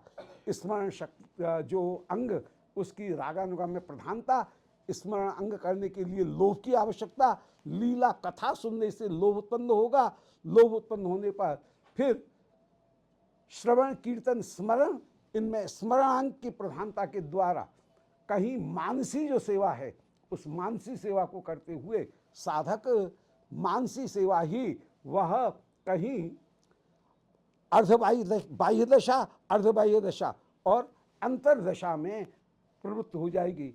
अंतरदशा में जो वीणा और वैणिक, इन दोनों की एकता हो जाएगी। वीणा से वही तार निकलेंगे, यथावस्थित शरीर से वही तार निकलेंगे जो कि अंतश्चिंत देह में सोचे गए हैं। इसलिए इस प्रार्थना को निरंतर श्रवण करना साधक के लिए हितकर है। बोलो वृंदावन बिहारी लाल की जय। निताय गौर हरि बोल। गोविंद जय जय गोपाल जय जय।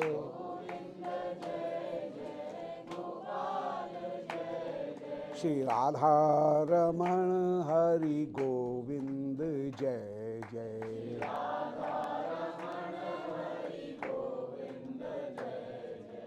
गोविंद जय जय गोपाल जय जय।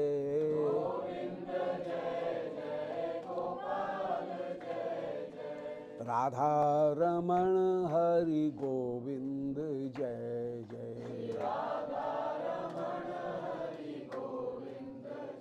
बोलो वृंदावन बिहारी लाल की जय। निताय गौर हरि बोल। जय जय श्री राधे। गुरुदेव भगवान की चलो दीपदान।